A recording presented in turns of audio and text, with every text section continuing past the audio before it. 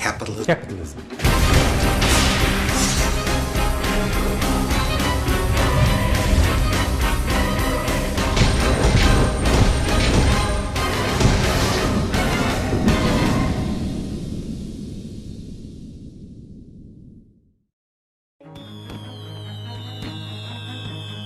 돈이 최고의 가치를 가지는 자본주의 세상.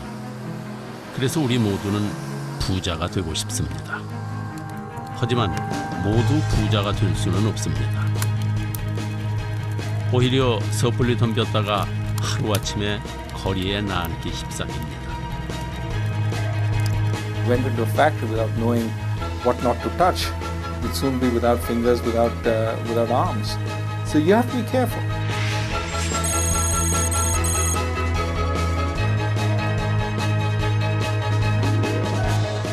The Hippocratic Oath, which doctors take, could very well have a financial counterpart. And the fact that we don't have such a thing.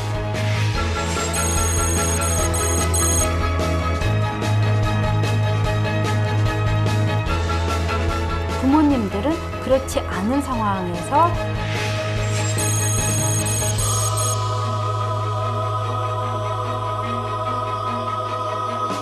청소년들을, 즉 자식들에게 많은 것들을 지출을 하고 다른 아이들하고 부럽지 않게끔 해주기 위해서 많은 어떠한 투자를 하고 있다는 겁니다. 금융 예력이 없으면 생존을 할 수 없다고, 생존에 도구가 됐다고 얘기하거든요.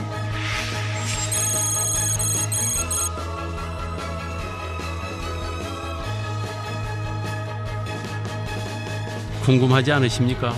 부자들은 우리랑 뭐가 다른 걸까요?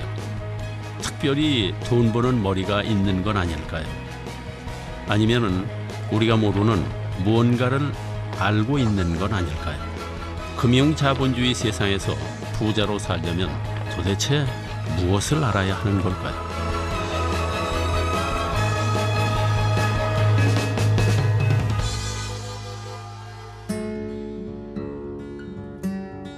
자, 그럼 30년 전으로 돌아가 제 얘기부터 시작해 보도록 하겠습니다. 30년 전 저는 꿈의 직장 은행에 취직했습니다. 처음 고객과 만나는 순간 얼마나 긴장을 했는지 지금도 잊혀지지가 않습니다.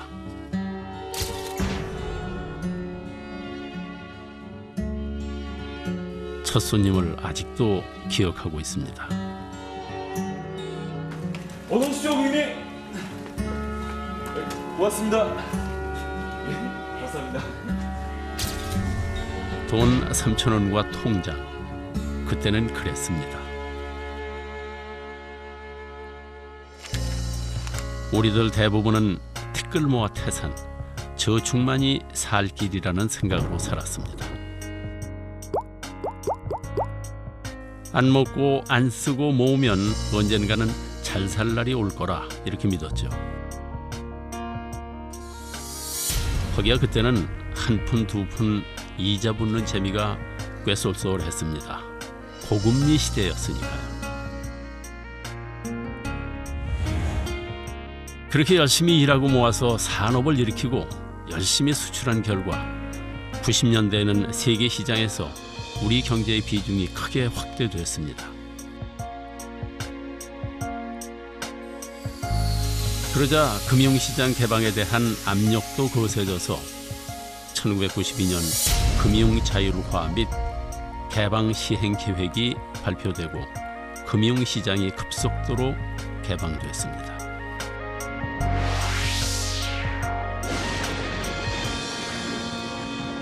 물밀듯이 밀려들어오는 외국 자본과 선진 금융회사들의 휘황찬란한 금융상품을 보면서 저는 깨달았습니다.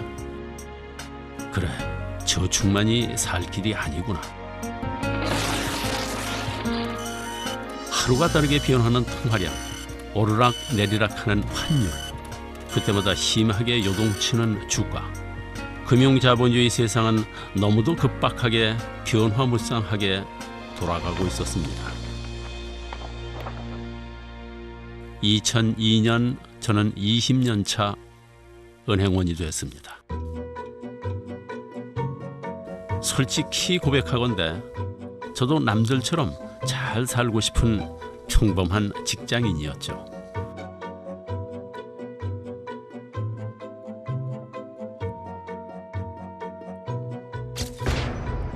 만년 과장이라는 별명이 붙었지만 그래도 IMF 때 안 잘리고 버틴 것만도 참 다행이다 싶었죠.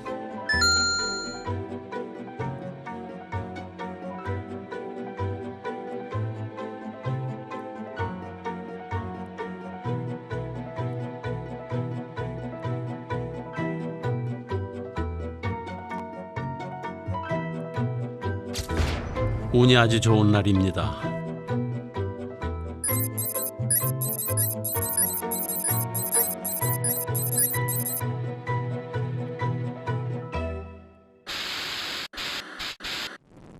(15년) 가까이 유지되던 금산분리의 빗장이 결국 풀렸습니다.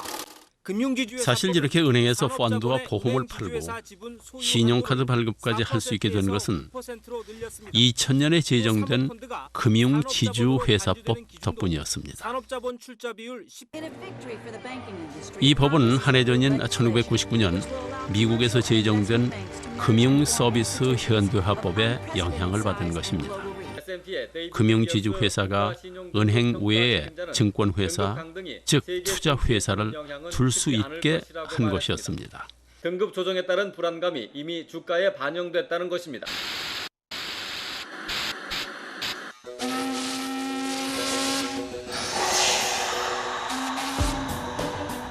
이를 두고 세계 금융의 황제라 불리는 조지 소로스는 유조선의 칸막이가 열린 것과 같다 이렇게 말했습니다.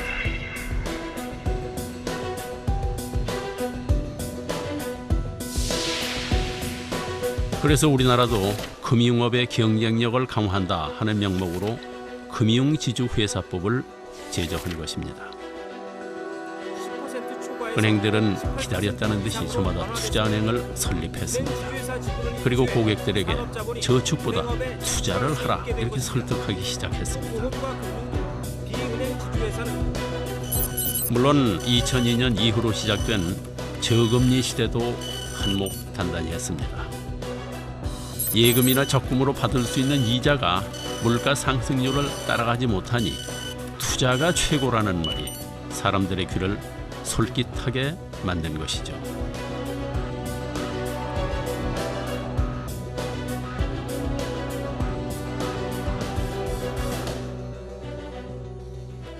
그 후 다시 5년이 흘렀습니다. 새로 나온 중국 펀드를 팔라는 명령이 떨어졌습니다. 판매 수수료가 특히 많은 상품. 우리 앞집에 사시는 김영감님이시네요.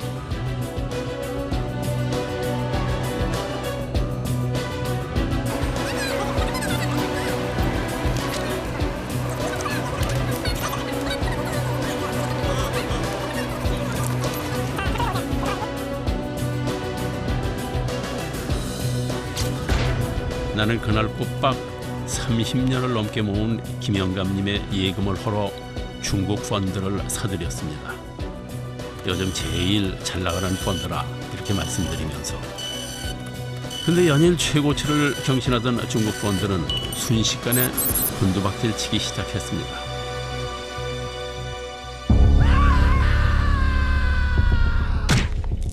할아버지는 평생 모은 재산을 거의 다 잃었습니다.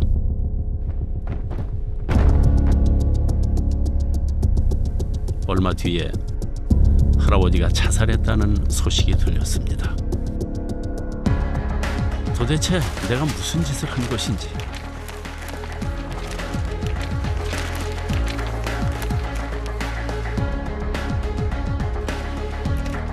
그저 은행에서 시킨 대로 한 것뿐이라고.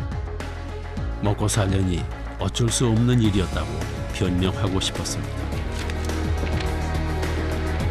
하지만 이건 아니다 하는 생각이 들었습니다. 어쩌면 부자가 되기에 우리는 너무도 순진한지도 모릅니다. 은행에 어떤 비밀이 감춰져 있는지 너무도 모르고 있습니다.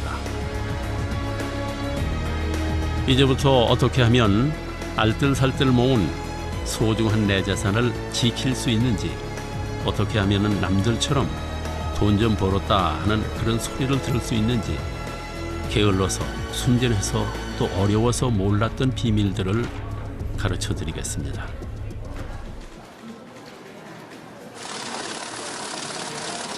자, 그럼 먼저 은행의 비밀입니다.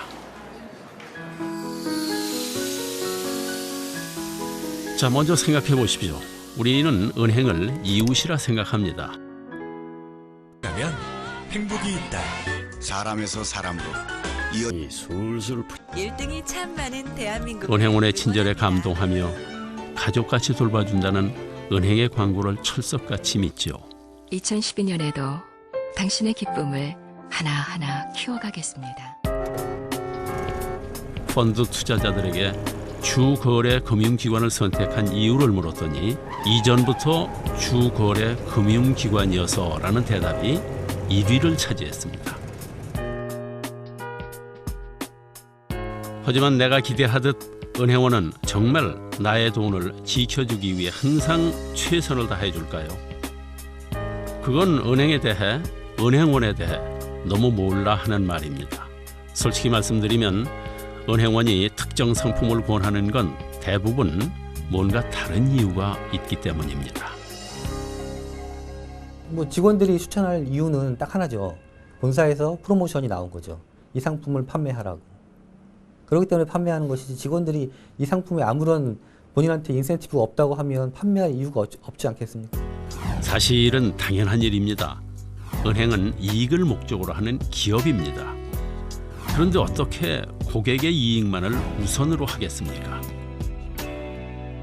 나를 위해서 추천해 주는구나 라고 생각하시기 전에, 지금 은행이나 증권사에서 이 상품을 많이 팔려고 하는구나.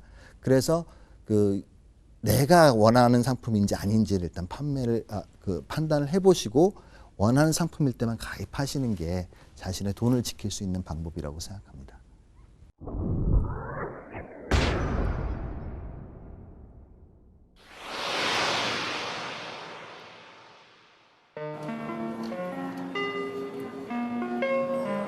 은행원이 다 알고 있다 이렇게 생각하는 것도 큰 오산입니다. 상품 종류가 너무 많아서 사실 다 알려고 해도 알 수가 없는 것입니다. 금융투자협회 발표에 따르면 7월 12일 현재 국내 펀드 수는 14개, 세계 1위 수준입니다. 금융 전문가들도 모르는 상품이 판매가 되고 있는데, 지점에서 판매하는 직원들이 그 상품을 안다는 건 불가능하죠. 금융기관의 본사에서 내려준 공문 가지고 판매하고 있다고 봐야겠죠. 삼성전자와 금융은행에 투자하는 것으로 이렇게 설명을 하고, 년 수익률은 12%다. 이 정도로만 설명을 했는데, 나중에 2년 후에 리먼 브라더스 사태가 생기니까 이 상품이 삼성전자에 투자한 게 아니고 리먼 브라더스에 투자한 거다. 모든 상품은 장단점이 있게 마련입니다. 그러니 그 상품의 수익성뿐 아니라 얼마나 위험한 상품인지에 대한 설명도 반드시 들어야 합니다. 내가 가입한 상품에 대해서 정확하게 이해를 하고서 그 상품을 가입했을 경우에 완전 판매입니다. 다 알고서 가입을 하는 거죠. 좋은 점, 나쁜 점을. 이런 것들을 모르고 가입하는 경우가 이제 불완전 판매라고 보시면 될 겁니다. 근데 대부분의 경우에는 안 좋은 점은 대충 넘어가고 좋은 점만 얘기를 하거든요.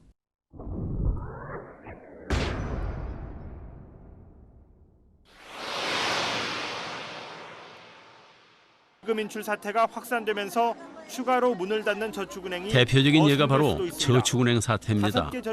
지난 5월에 솔로몬, 미래, 한국, 한주 등 4개 저축은행이 영업 정지를 당했습니다. 그리고 결국 거기에 따른 손해는 투자자 혼자 온전히 떠안게 되는 것입니다. 각종 불법 대출과 비자금 조성 문제로 은행장뿐만 아니고 정치권의 핵심 인물들이 줄줄이 구속되었습니다.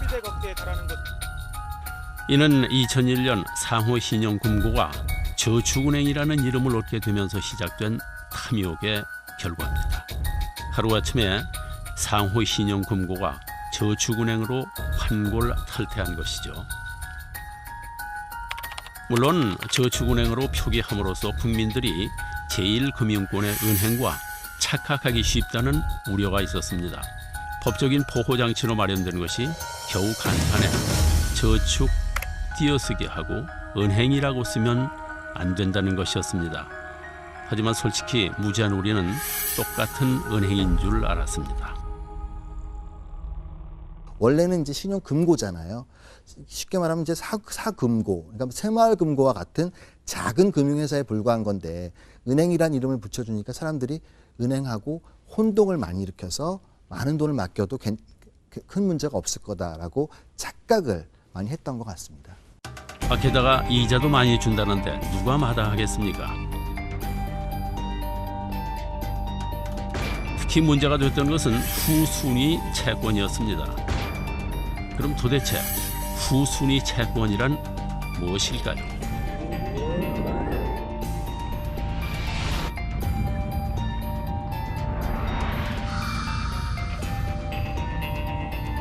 저축은행이 파산했을 경우에 예금자 보호법에 의하면 예금은 최고 5천만 원까지 원금을 보장해주게 돼 있습니다.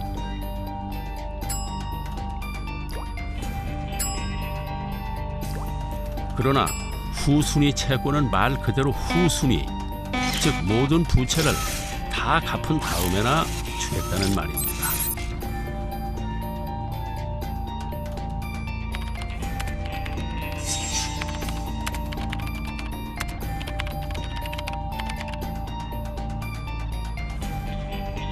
그렇다면 저축은행이 후순위 채권을 파는 이유는 뭘까요? 바로 BIS 때문입니다. BIS는 은행의 자산이 얼마나 건전한지, 즉 믿을만한지를 나타내는 대표적인 지표입니다. 우리나라에서는 BIS가 5% 미만이면 감독기관으로부터 개선 권고나 요구, 명령을 받게 됩니다. 그런데 예금을 빼서 후순위 채권으로 돌리면 부채가 줄어들게 됩니다. 그럼 BIS가 높아지므로 자산이 건전하다 하는 인정을 받을 수 있는 것이죠. 그러니까 은행의 BIS 비율을 높이기 위해서 후순위 채권을 발행합니다. 그래서 예금 같으면 은행 측에서 보면은 빚이죠. 그분한테 돌려줘야 되니까. 그래서 그냥 부채로 잡히는데 채권은 부채로 잡히지가 않습니다. 항상 그 금융 소비자들이 아셔야 될 거는 그 높은 이자를 많이 주면 거기에 그 뒤에 숨어 있는 위험이 있다라는 거죠. 결국은 우리는 너무 몰라서, 너무 믿어서, 너무 순진해서 실패한 겁니다. 그러니 은행원의 좋다는 말에 덜컥 투자하지 말아야 합니다.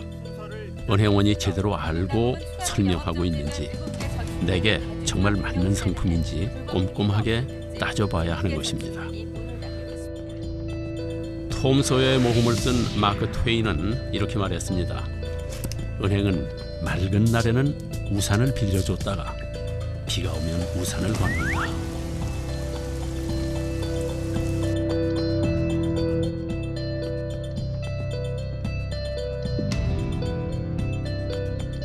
비 오는 날 우산을 뺏지 않겠다.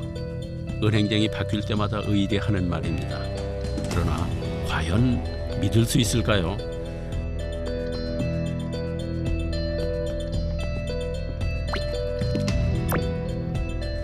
나를 가족처럼 생각해준다는 은행의 거짓말. 이제 무조건 믿으시면 절대 안 됩니다.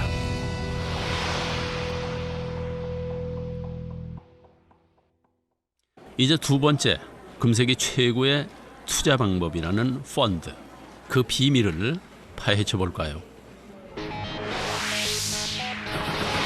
펀드란 다수의 사람으로부터 자금을 끌어모아서 주식이나 채권 등에 투자한 뒤에 수익을 나누어 갖는 금융 상품을 말합니다. 내가 펀드를 사면 나와 같은 펀드를 산 사람들의 돈이 합쳐져서 수탁회사로 갑니다. 수탁회사는 돈을 보관하고 있습니다.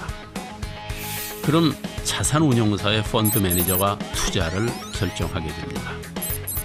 이제 수탁회사는 가지고 있던 돈을 투자합니다. 그리고 거기서 이익이 나오면 투자한 비율대로 나누어 주는 것입니다. 그러나 분명히 알아야 할 것은 펀드는 저축이 아니라 투자라는 겁니다. 투자라는 말은 한마디로 다 날릴 수도 있다는 뜻. 펀드는 어디에 투자하는지에 따라서 주식형, 채권형, 혼합형으로 나뉘어집니다. 주식형은 고수익이 가능한 만큼 위험이 큰 고위험 상품입니다. 그렇다면 수익이 높고 위험은 낮은 상품은 없는 것일까요? 고수익과 저위험은 완전히 배치되는 개념인 것 같습니다. 그래서 그런 상품이 있다고 하면 제가 먼저 투자해야 될 것 같고 제가 아는 바에는 그런 상품은 없는 걸로 알고 있습니다. 그렇기 때문에 펀드를 고를 때는 자신의 목적과 투자 스타일에 맞는 것을 골라야 하는 것입니다. 방금 보셨지만 내가 은행에서 펀드를 샀다고 해서 은행에서 펀드를 운영하는 게 아닙니다. 은행은 그저 펀드를 파는 판매자와 돈을 맡아두는 수탁자의 역할을 할 뿐이죠. 실제 펀드를 운영하는 것은 자산운용회사에서 하는 것입니다. 내 돈을 이렇게 많은 전문가들이 운영해 준다니 고마운 마음이 드시나요? 하지만 알고 있지 않습니까? 세상에 공짜는 없는 법입니다.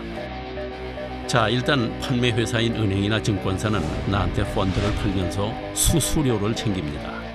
팔 때 받는 경우를 선취, 나중에 받으면 후취, 또 90일 이전에 다시 팔고 싶으면 수익금의 70%를 환매 수수료로 내야 하는 것입니다. 펀드에 투자를 하면 내 돈을 내가 10만 원을 냈는데 펀드 통장에 찍히다 보면은 99,000원이 찍혀 있단 말이죠. 이 1,000원이 뭐지라고 궁금해하시는 분들도 있고 아예 그것도 모르시는 분들이 있으세요. 그러면 이제 10만 원을 넣었는데 내 통장에 원금에서 99,000원이 찍히는 이유는 선취 수수료로 1,000원이 빠져나갔다라는 의미가 되는 거거든요. 그뿐이 아닙니다. 수탁회사와 투자운용회사에는 매년 보수를 주어야 합니다. 펀드가 잘 나가서 50% 이상의 이익을 낼 때는 그래도 괜찮습니다. 거기서 일정 부분을 떼어주면 되는 것이니까요. 하지만 수익을 못 냈다고 보수를 안 주는 게 절대 아닙니다. 미안하다 이렇게 깎아주지도 않습니다. 결국 원금에서 주어야 되는 것입니다. 수수료를 뭐 100만 원, 200만 원씩 이렇게 수수료를 계산하고 하더라고요. 그 서류를 보니까. 근데 그것은 수수료에 대해서는 사전에 설명 없이 일방적으로 수수료를 이제 계산을 했고요. 또 그 상한길이 됐을 때에 그 원금과 이자를 줄 때에는 자네들이 일방적으로 그러니까 회사 자체의 이익금을 먼저 다 챙기고 이익이 없으면은 그 고객에게 그 원금에서 일방적으로 삭감한다 하는 것을 제가 나중에 알았습니다. 보통 판매 보수가 1% 높을수록 투자자의 수익률은 0.31% 낮아진다는 통계가 있습니다. 1%가 뭐 그리 대단하냐 이렇게 생각하실 수 있습니다. 그런데 매월 40만 원씩 투자한다고 했을 때 9%의 투자 비용과 딱 1% 차이 나는 10%의 투자 비용을 계산해 보면 이렇게 큰 차이가 납니다. 그러니 수수료는 0.1%라도 아껴야 되는 것입니다. 그런데 여기서 끝이 아닙니다.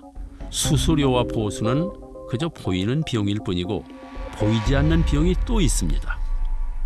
주식을 한번 사고 팔 때마다 증권사에 내는 수수료가 있습니다. 펀드를 운영하는 펀드 매니저들이 사고 팔 때마다 나는 모르지만 거기 숨어있는 그 비용들이 계속 발생을 하거든요. 바로 주식 매매 수수료, 주식을 매매할 때마다 지불해야 되는 비용입니다. 그런데 증권거래가 얼마나 빈번한지를 말할 때는 매매 회전율이라는 말을 씁니다. 매매 회전율이란 고객의 돈으로 주식을 샀다가 다시 돈으로 환매하는 것을 말합니다. 이렇게 한 바퀴 도는 것을 회전율 100%라고 합니다. 자산운용회사가 우리가 모아준 100억 펀드로 주식을 다 샀다가 그대로 다 팔면 매매 회전율은 100%입니다. 미국은 평균 100%입니다. 그럼 두 바퀴를 돌리면 200%, 미국에서는 이 정도만 돼도 깜짝 놀란다고 합니다. 그런데 우리나라의 경우 대형 펀드 중 1,400%, 1,500%인 것이 허다합니다. 심지어 6,200%인 것도 있었습니다. 회전할 때마다 매매 수수료를 지불해야 하는데 이렇게 회전율 높으니 그 수수료 또한 만만치 않습니다. 그러니까 펀드를 살 때는 꼭 매매 회전율을 확인해야 되는 것입니다. 주식이나 채권을 사고 팔 때 거래 비용이 발생을 하는데 많이 회전율이 높다라는 건 많이 사고 팔았기 때문에 투자자들이 모르고는 있지만 지불해야 되는 비용들은 많아진다는 거거든요. 자, 그럼 이쯤 해서 궁금해집니다. 도대체 어떤 펀드를 골라야 할까요? 우리의 목표는 손실은 최소로 줄이고 이익은 최대로 키우는 것. 종류도 많고 이름도 하도 길고 복잡해서 모르겠다고요. 다행히 펀드의 이름은 일정한 형식이 있습니다. 자, 그럼 어떻게 읽어야 되는지 알아보겠습니다. 제일 앞에는 자산운용사가 나오고 그 다음은 투자 전략이 나옵니다. 다음은 주로 어디에 투자하는지 쓰여있고 그 다음엔 시리즈 번호를 씁니다. 4라고 쓰면 네 번째 시리즈, 1이라고 쓰면 첫 번째 시리즈를 뜻합니다. 시리즈 번호가 높다는 것은 나름 잘 나가는 펀드를 의미합니다. 그리고 마지막으로 수수료 체계를 표시하는 것입니다. A는 선취, B는 후취, C는 둘 다 없는 경우입니다. 정말 길고 복잡하죠? 그래도 펀드에 가입할 땐 먼저 이름을 보십시오. 어디에 운용하고 무엇에 투자되고 또 수수료는 어떻게 내는 것인지 다 확인해 봐야 합니다. 주의해야 할 것은 또 있습니다. 바로 수익률인데요. 펀드 가입할 때 판매자가 제시하는 수익률은 다 과거의 데이터입니다. 앞으로 어떻게 될지는 아무도 모릅니다. 지금 제일 잘 나가는 펀드라는 건 이미 꼭대기에 와 있다는 것.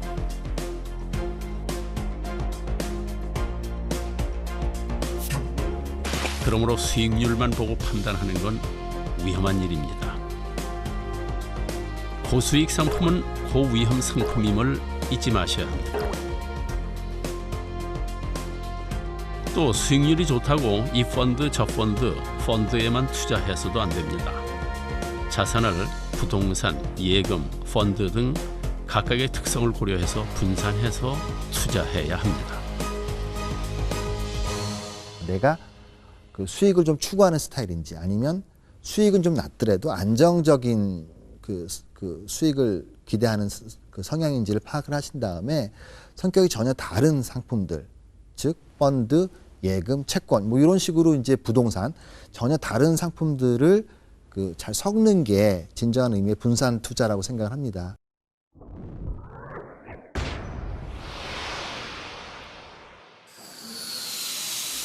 다음은 보험입니다. 보험이란 위험 관리를 위한 비용입니다. 이는 저축이나 펀드와 같은 재테크 수단이 결코 아니라는 뜻이죠. 한참 인기 있었던 변액 보험의 경우에 한 달에 20만 원의 보험료를 내면 그중 위험 보험료를 떼고 사업비, 수수료 등의 부가 보험료를 뗀 다음에 나머지를 88에서 95%를 저축 보험료로 따로 떼서 펀드에 투자하는 것.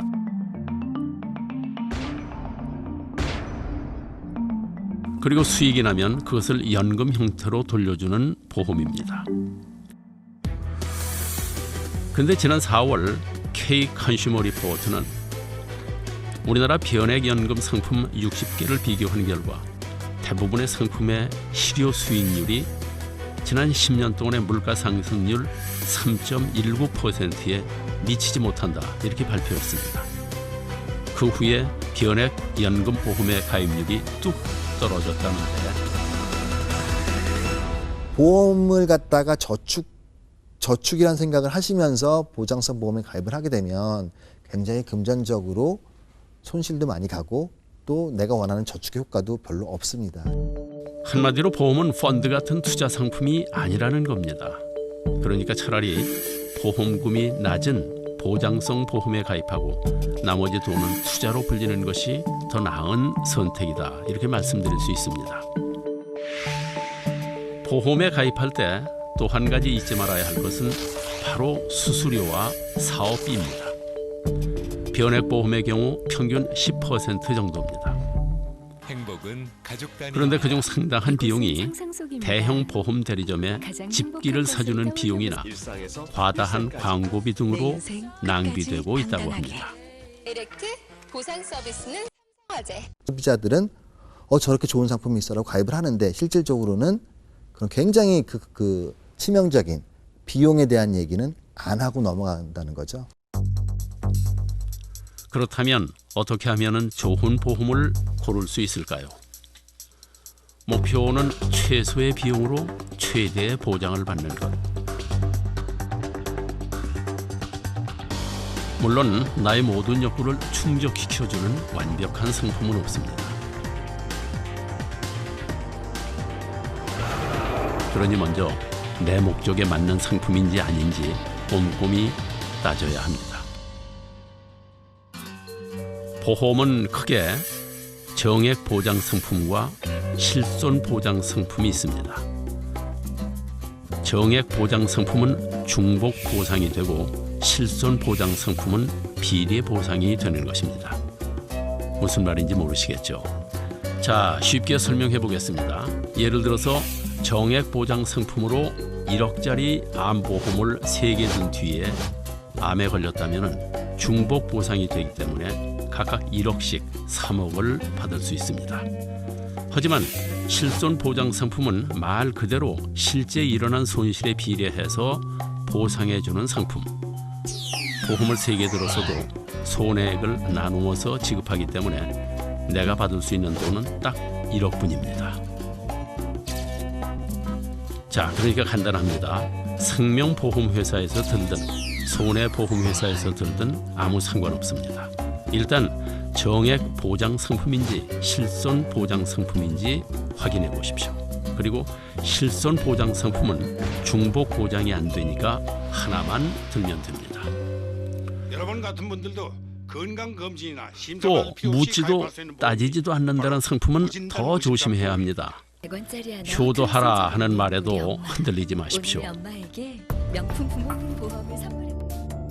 또 광고와 약관의 보장 내용이 크게 다른 것도 많기 때문에 정말 주의해야 합니다.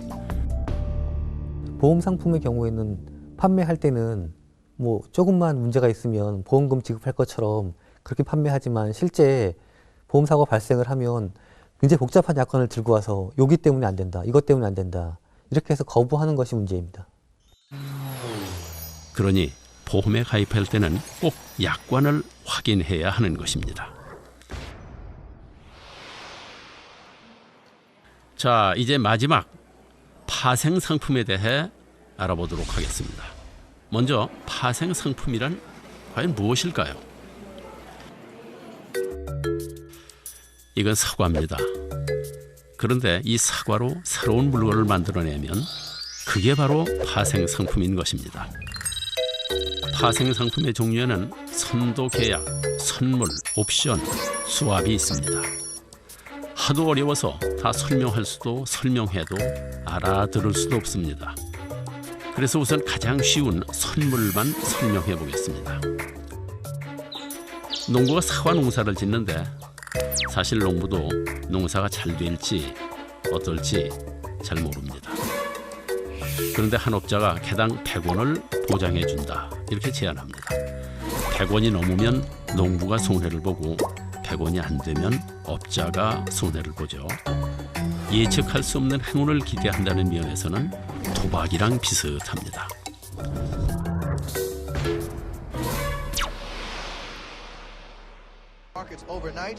파생 상품은 실제로 지난 2008년에 발생한 미국 금융위기의 주범으로 꼽히고 있는 것입니다. 어떻게 된 일일까요?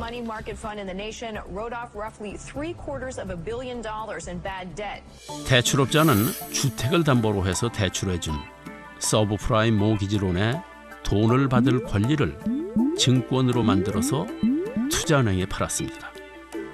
투자은행은 모기지론에서 파생된 상품들, 심지어 모기지론을 갚지 못했을 때를 대비한 상품까지 만들어 전 세계에 팔았습니다. 그러나 부동산 가격이 떨어지고 빚을 갚지 못하는 사람들이 늘자 서브프라임 모기지가 부실해지고 말았습니다. 파생 상품의 원재료가 부실해졌으니 이를 근거로 만든 파생 상품이 부실해지는 건 당연한 일. 살아남기 위해 이른바 저가의 동침도 마다하지 않고 결국 있으며 이를 직접 판매하고 투자한 베어 스턴스와 리먼 브로더스가 손실을 감당하지 못하고 쓰러지고 말았습니다. 쇠퇴의 길을 걷고 있습니다. 뿐만 아니라 이 부실 파생 상품과 연계된 또 다른 파생 상품들이 전 세계 투자자들에게 팔려나간 상황. 전 세계 금융시장이 동시에 마비될 수밖에 없는 상황이 된 것입니다. 이러한 위험성에도 불구하고 작년 우리나라 파생 상품 거래량은 38억 건, 전 세계 거래소의 27%를 차지하면서 3년 연속 세계 1위를 달리고 있습니다.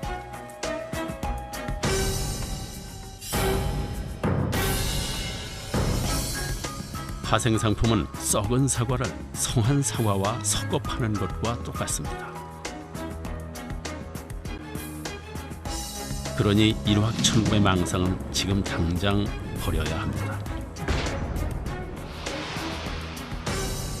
자, 어떻습니까? 왜 이제껏 몰랐나 싶으시죠? 금쪽 같은 내 돈을 어떻게 그렇게 아무 생각 없이 맡겼나 후회도 되실 겁니다. 그런데 들을수록 머리는 더 아파지고 돈 벌 자신이 더 없어진다는 분들도 계실 겁니다. 이쯤 되면은 정말 돈 잘 버는 사람들은 특별한 재주가 있는 건 아닐까 하는 생각도 드실 겁니다. 돈 잘 버는 특별한 재주, 정말 그런 게 있는 것일까요? 있습니다. FQ, 바로 금융지능입니다. 처음 듣는 말이죠. 금융지능이란 도대체 뭘까요?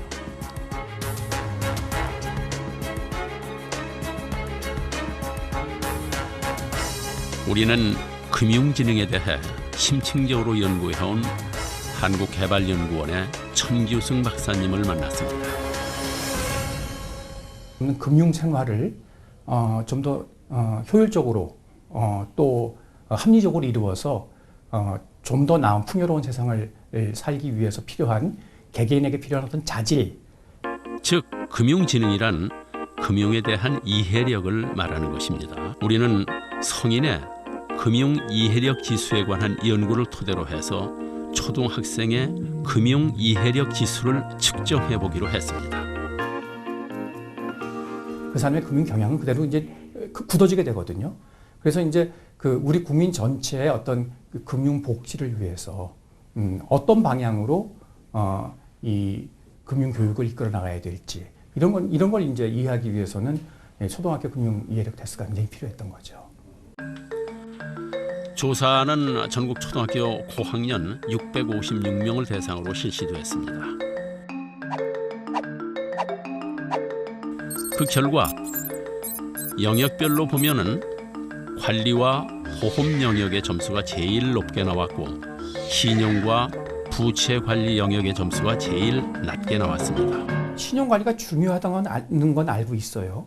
근데 실질적으로 신용카드를 어떻게 써야 되는지, 뭐 빚은 어떻게 갚아야 되는지 여기에 대해서는 전혀 이해력이 굉장히 높지가 못했었습니다. 또 정기적으로 용돈을 받는 경우가 금융지능이 상대적으로 높게 나타났습니다. 용돈을 정기적으로 주고 그리고 용돈 관리를 하는 아이들은 이해도가 굉장히 높습니다. 이제 돈에 대해서 스스로 접촉하게 되니까 그 돈에 대한 관리 능력도 생기게 되고 부모님과 돈 쓰기에 대해서 대화하는 횟수와 금융지능의 차이를 분석한 결과는 의외로 가끔 한 달에 1, 2회 정도 부모님과 대화한다는 학생들의 점수가 모든 영역에서 높았습니다. 오히려 자주 대화한다는 경우가 더 낮은 점수를 받은 것은 가정에서의 돈 쓰기 교육이 잔소리에 그치고 있다는 뜻입니다. 부모들 교육이 안 되어 있기 때문에 가정교육이 이루어지지 못하는 거죠. 부모들이 우리 아이들한테 뭘 교육해야 되는지, 어떤 이야기를 하면 안 되는지. 사실 우리의 부모님들은 아이들에게 돈 얘기를 하는 것을 창피하게 여기셨습니다. 없어도 없는 척 안 하고 있어도 있는 척 안 하셨죠.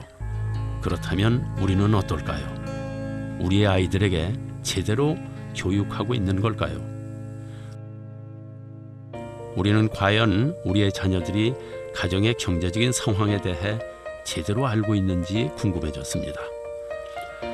그래서 서울대학교 심리학과 곽금주 교수팀과 함께 부모와 청소년을 대상으로 경제인식 조사를 실시했습니다.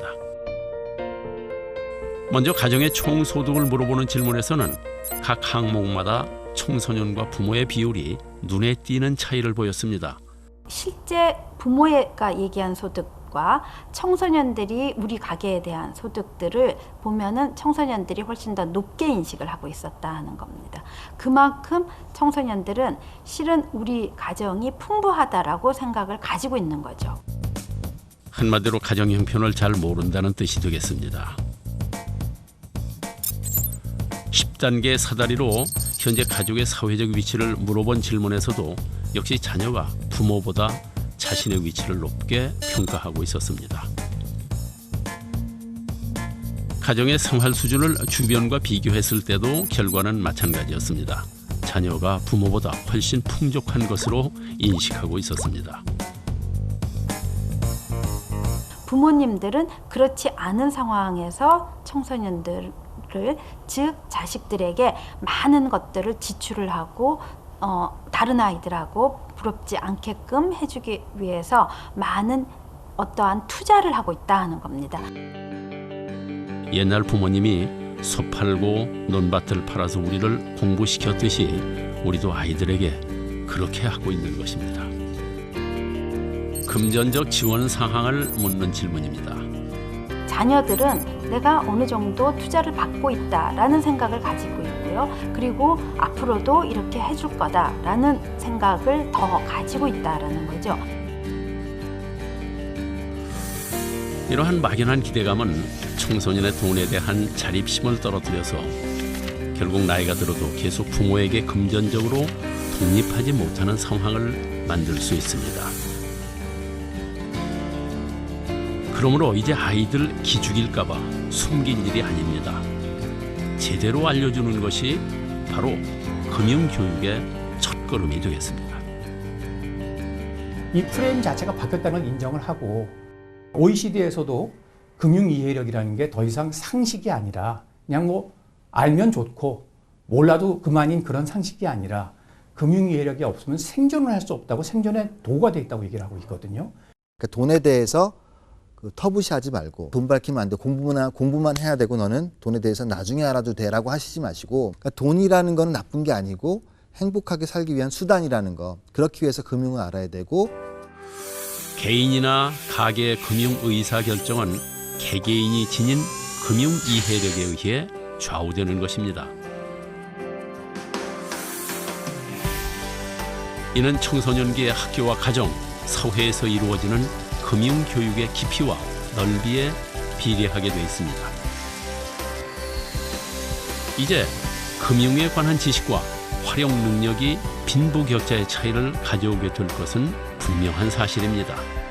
그러므로 금융 이해력은 우리가 갖춰야 할 필수 능력입니다.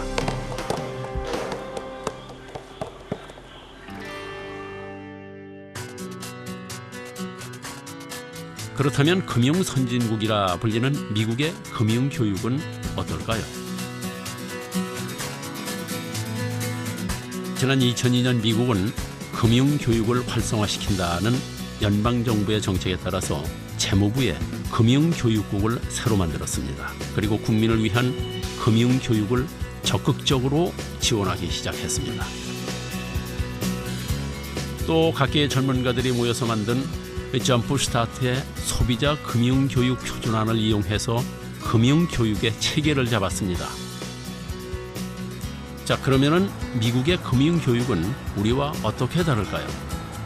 머니세이브는 시카고 재무부에서 마련한 금융교육 프로그램으로 해마다 학교를 선정해서 특별 활동으로 하는 금융 수업입니다. Divided into different quadrants. The first quadrant is actually save, which is very important, spend, donate, and invest. And it comes with a piggy bank, which teaches you how to do this and why it's important to do, and it has an interactive component with parents. 시카고에 위치한 웨스트리지 초등학교는 지난해 금융교육 머니세이브를 실시한 학교입니다. The students last year in the springtime, they got a chance to actually get a workbook from the Money Saving Kids program. And they also got a little bank, just like the one on the workbook. 저축만이 아닌 소비하고 기부하고 투자하는 방법과 습관을 어렸을 때부터 교육시킨다는 것.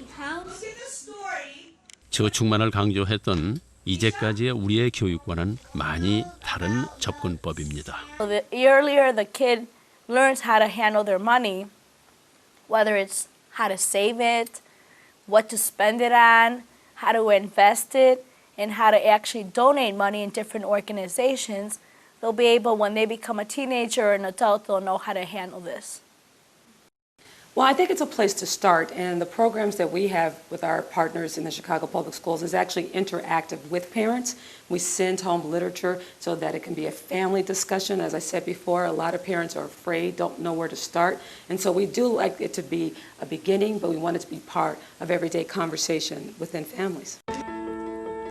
학교와 집이 함께하는 교육, 그리고 변화된 금융시장에 적응할 수 있도록 새롭게 개발된 학습 과정이 상당히 인상적입니다. And my tagline for Save, Spend, Grow It is it's your money, your choice. 다행히 최근 우리나라에서도 새롭게 변화된 금융 환경에 적응하기 위한 교육을 목표로 해서 초, 중고 금융교육 표준안을 마련했습니다. 그리고 현재 그 내용을 반영한 교과서가 개발, 보급되고 있습니다. 이제 좀 더 현실적이고 체계적인 금융교육이 가능해지는 것입니다. 그러나 과연 학교에서만 배운다고 될까요? 이미 학교를 졸업한 우리는 또 어떻게 할까요? 세계적인 경제학자인 라구람 라자는 성인 금융교육의 중요성을 강조하고 있습니다. By all means, at an early age, knowing what a stock is, what a bond is, etc., is useful. But I think you need a re-education at the point that you're starting to invest. And I think one of the most important messages at that point is it's very hard to make money. And I think people don't get that message. 실제 투자할 나이가 되면은 재교육이 필요하다는 말입니다. 또한 투자의 위험성에 대한 교육도 강조합니다.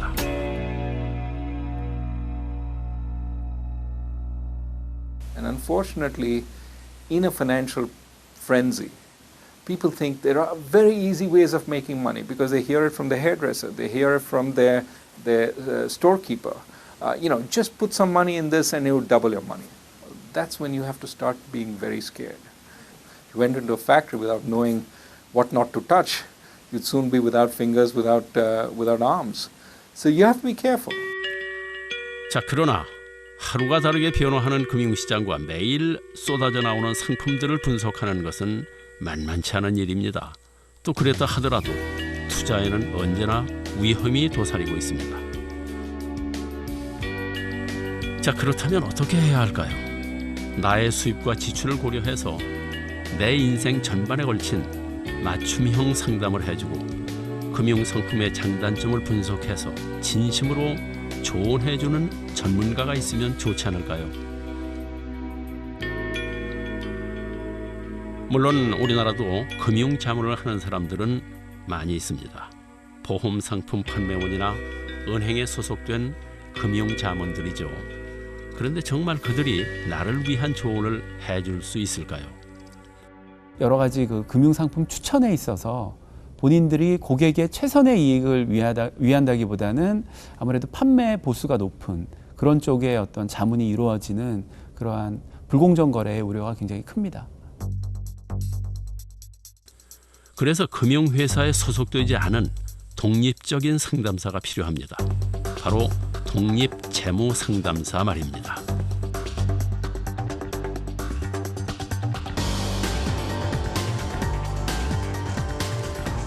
현재 미국과 영국에서는 이미 독립재무상담사 제도를 시행하고 있다고 합니다.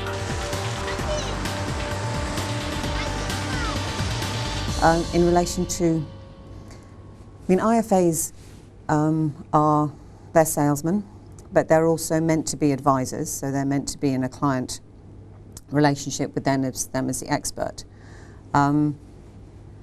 You could argue that they're similar in a way to lawyers. Advisors will have to be paid by fee.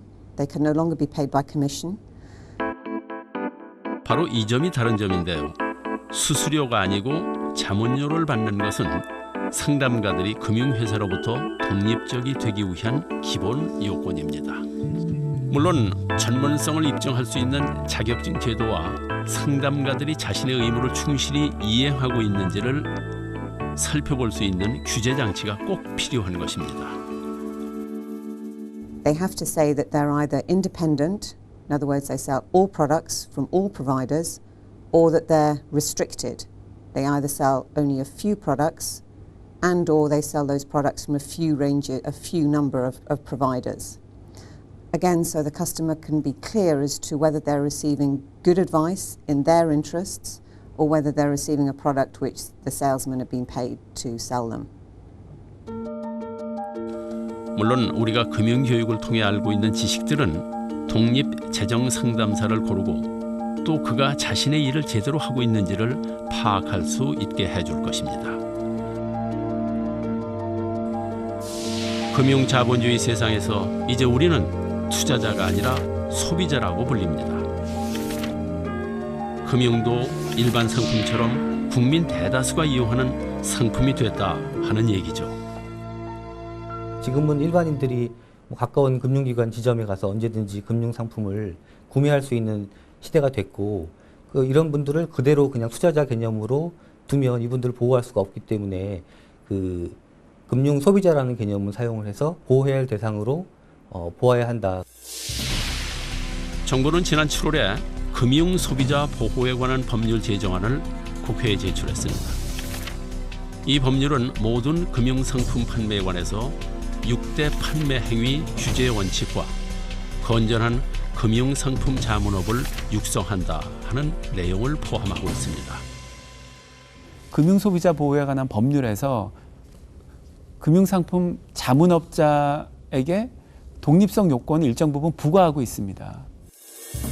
지금까지 자문업은 보험, 은행, 증권 등이 각각 개별적으로 규제됐는데 이제 이를 금융상품 자문업자라고 통합하겠다는 것이 요지입니다.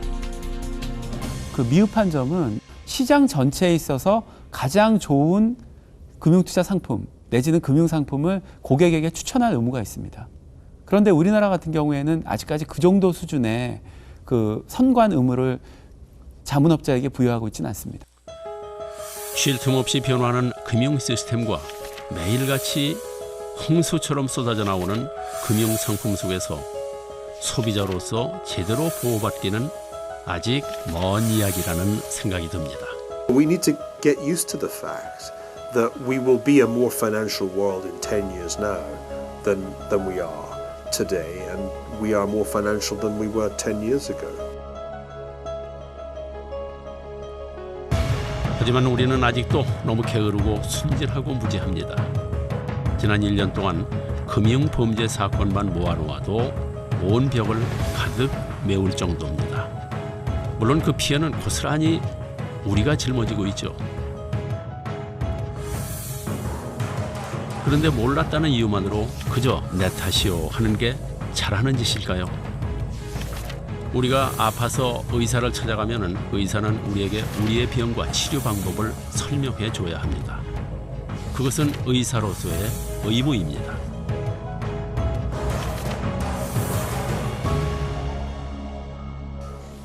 Well, there are many people today who suspect that there is absolutely nothing in the way of ethics in the financial world, and that the people in banks or in hedge funds are amoral and focused exclusively on making money by any means possible. The Hippocratic Oath, which doctors take, could very well have a financial counterpart, and the fact that we don't have such a thing, we don't have a formal oath by people who become bankers, may be a problem. 그러므로 당당히 요구하셔도 됩니다. 제대로 설명해달라고. 모르겠으니 다시 설명해달라고. 이 상품이 얼마나 위험한 상품인지 확실하게 말해달라고.